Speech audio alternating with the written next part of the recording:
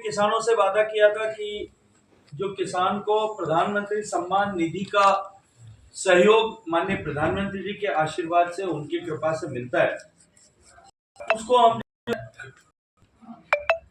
अपनी तरफ से उसमें वृद्धि करेंगे। राज्य सरकार ने उसमें चरणबद्ध तरीके से वृद्धि करने का संकल्प दोहराते हुए 6,000 रुपए की उसको 8,000 रुपए ऐसा घोषित कर दिया, उस पर कार्रवाई होगी।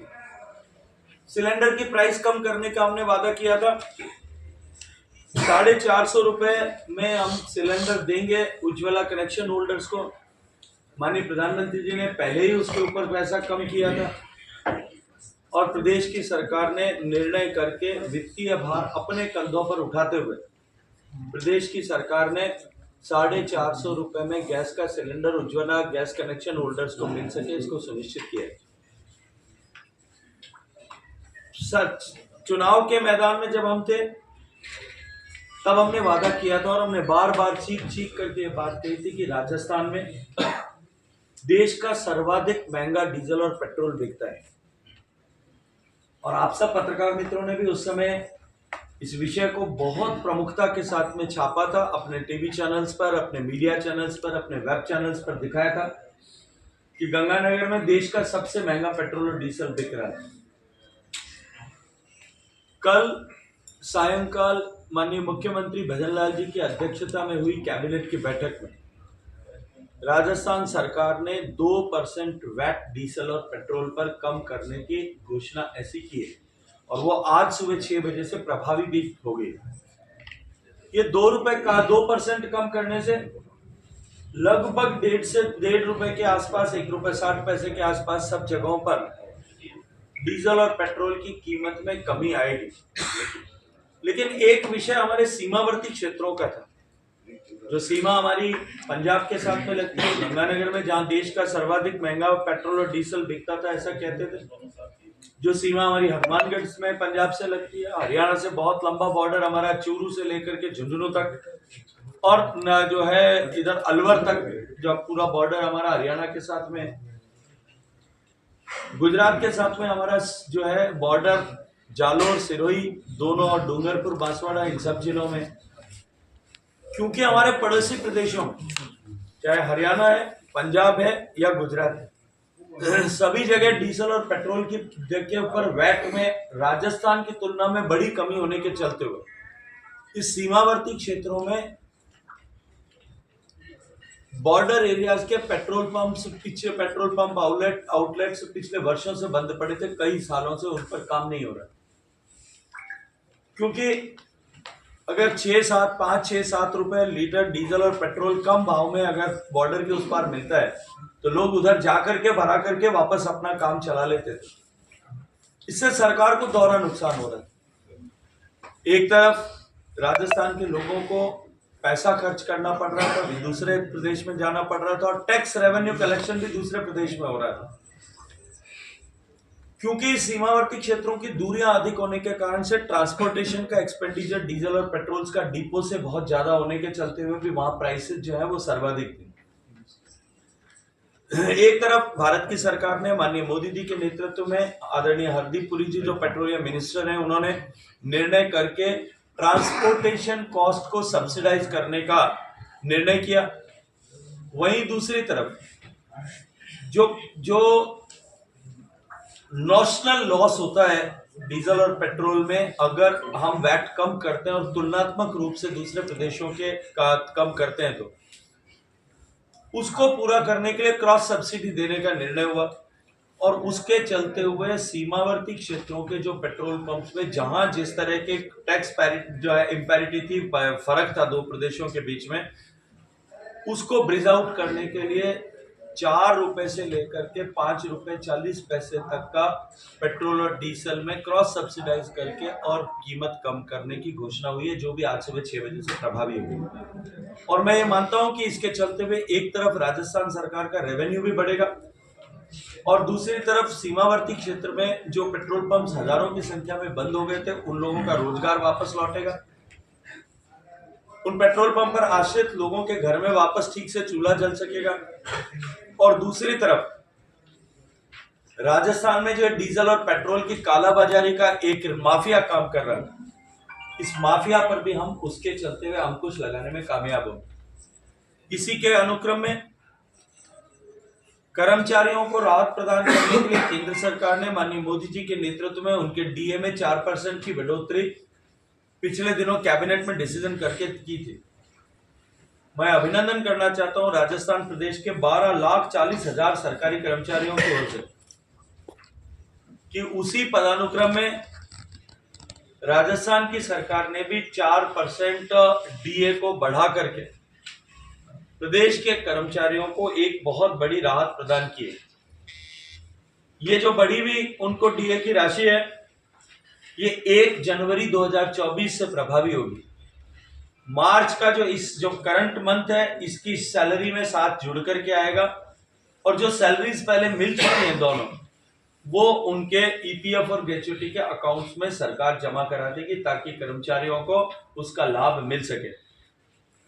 इसी के क्रम में एक बहुत बड़ा निर्णय राजस्थान की सरकार ने किया। हम सब जानते हैं कि राजस्थान जो एक समय में इलेक्ट्रिसिटी सरप्लस स्टेट था, हमारे पास हमारी मांग से ज्यादा आपूर्ति बिजली की का जो है उत्पादन करने की क्षमता थी। लेकिन दुर्भाग्य से पिछली सरकार ने जिस तरह से काम किया, स्ट्रक्चर्स को रीऑगमेंट किए बिना आनन फानन में कृषि कनेक्शन दिए और उनके चलते हुए गुणवत्तापूर्वक बिजली मिलना भी मुश्किल हुआ। मैं कल दिन भर लोहावट क्षेत्र में प्रवास कर रहा था। एक समय था जब ये कहा जाता था कि राजस्थान में अगर सबसे बेहतर कहीं बिजली तंत्र है तो वो लोहावट में है, लेकिन अभी वहां के किसान भी त्राही कर रहे हैं कि वहां बिजली नहीं मिल पा रही, गुणवत्तापूर्ण बिजली नहीं मिलती, प्रॉपर वोल्टेज नहीं मिलते, मोटर्स जल जाती है। माननीय मुख्यमंत्री भजनलाल जी के नेतृत्व में राजस्थान में 3,325 मेगावाट की थर्मल परियोजनाएं और लगभग 28,500 मेगावाट की रिन्यूएबल एनर्जी की परियोजनाओं को स्वीकृति प्रदान की गई। इससे जहां एक तरफ राजस्थान में 2 लाख करोड़ रुपए का निवेश आगामी वर्षों में होगा और उसके साथ साथ में राजस्थान में जो एमओयूज किए गए उनके कारण से जो बिजली उत्पादन होगा उससे राजस्थान एक बार फिर एनर्जी सरप्लस स्टेट हो जाएगा। हम अपने यहाँ जो अनुकूलता हमारे यहाँ सूरज की रोशनी के चलते हुए है, जमीन की उपलब्धता के चलते हुए, उस अनुकूलता के आधार पर हम बिजली का उत्पादन करके राजस्थान की रेवेन्यूज को बढ़ा पाएंगे। एक निर्णय कल माननीय surface transport and highways minister आदरणीय गडकरी जी ने लगभग 1,000 करोड़ रुपए की 31 सीआरएफ सड़कों को स्वीकृति प्रदान करके जो हमारी स्टेट रोड्स हैं उनको अपग्रेड करने का भी निर्णय किया है। इस तरह से एक सरकार जो बनने के साथ ही अपने संकल्प पत्र को अपने लिए गीता के रूप में स्वीकार करते हुए, अपने लिए मार्गदर्शक के रूप में स्वीकार करते हुए उस दिशा में तेज गति से काम करते हुए आगे बढ़ रही है। मुझे आप सबके साथ में साझा करते हुए प्रसन्नता है कि जोधपुर की एक बहुत बड़ी समस्या है। जोधपुर में लगभग 250 MLD 25 करोड़ लीटर पानी रोज डिस्ट्रीब्यूट होता है थ्रू पाइपलाइंस और घरों में, आपके और मेरे सबके घर में, और उपयोग के बाद में जो सीवर लाइन का नेटवर्क बना हुआ है उससे लगभग 20 करोड़ 21 करोड़ लीटर पानी जो है वो हमारे जल शोधन यंत्रों में जाता है। वहां से शोधन होकर के आइडियली उसको जो है नदी में जाना चाहिए, लेकिन जोधपुर शहर की इंस्टॉल्ड कैपेसिटी अभी केवल 110 MLD यानी 11 करोड़ लीटर की है और वो भी ठीक से प्रोजेक्ट काम नहीं कर रहा। उसके चलते हुए आज ये 31 किलोमीटर लंबाई की नदी जोजरी जो है ये किसानों के लिए और आसपास इसके किनारे पर इस पर डिपेंडेंट 16 लाख लोगों के लिए एक अभिशाप के रूप में बन गया। जो इंडस्ट्रियल अफ्लुएंट जाता था वो भी उसके लिए अभिशाप के रूप में बन गया। मैंने जब 14वां वित्त आयोग बना था, 15वां वित्त आयोग बना, तब मैंने वित्त आयोग रिकमेंडेशन से पहले निवेदन किया था कि इस जोजरी नदी के पानी पुनरुद्धार के लिए राज्य सरकार को स्पेसिफिक ग्रांट के रूप में पैसा मिलना चाहिए। और मैं आज धन्यवाद देना चाहता हूं उस समय जो 15 फाइनेंस कमीशन के चेयरमैन थे आदरणीय NK सिंह साहब, जो जोधपुर के दामाद भी हैं, उन्होंने सहृदयता पूर्वक विचार करते हुए इस प्रोजेक्ट को सैंक्शन किया था। लेकिन दुर्भाग्य से 4 साल तक उसकी परियोजना जो मैंने अपने मंत्रालय से अधिकारी भेज करके बना दी थी वो जोधपुर कलेक्टर के ऑफिस बंद होकर के भी जयपुर नहीं पहुंच पाई, और जयपुर पहुंचने के बाद में उसको दिल्ली जाना था, वहां नहीं पहुंच पाई, 4 साल तक वो रुकी भी रही। आप सब लोग अच्छी तरह से जान सकते हैं, खोज सकते हैं। लेकिन आज गर्व के साथ में कहता हूं कि सरकार के, क्योंकि उसे को मिलने में मिला था, जल शक्ति मंत्रालय के करने वाले national river conservation director Jodhpur के 4 नए सूवेज ट्रीटमेंट प्लांट सैंक्शन की। उन जोधपुर की जल संयंत्र की आने वाले 20 साल तक के लिए आवश्यकता के अनुरूप होगी, और जोधपुर में इस पूरे को ट्रीट कर पाएंगे, क्वालिटी स्टैंडर्ड्स पर, इंटरनेशनल स्टैंडर्ड्स पर ट्रीट कर। जोधपुर के इंडस्ट्री का जो अभी लगभग 18.50 MLD means 1 crore 85 lakh litre जो पानी टेक्सटाइल इंडस्ट्री से निकलता है, लगभग 5 लाख पानी हमारा स्टील इंडस्ट्री से निकलता है। एक तरफ एसिडिक पानी निकलता है, दूसरी तरफ क्षारीय निकलता है। उन दोनों की कैपेसिटी कम होने के कारण से इंडस्ट्रियल ग्रोथ भी नहीं होगी, और वो ठीक नहीं होने के चलते हुए नदी को भी प्रदूषित कर रहे थे। उसी के और बने मार्ग ताकि जोधपुर में इंडस्ट्रियल ग्रोथ हो। ये ट्रीटेड इस पानी को जिस तरह अहमदाबाद हमने एमओयू के साथ करके ये पानी उपयोग में खेती के इस दृष्टिकोण से प्रारंभ है। आने वाले समय में ये जोजरी का पानी है, ये किसानों को सिंचाई के लिए शुद्ध पानी के रूप में उपयोग हो सके, उसका मार्ग आज हमने प्रशस्त किया है।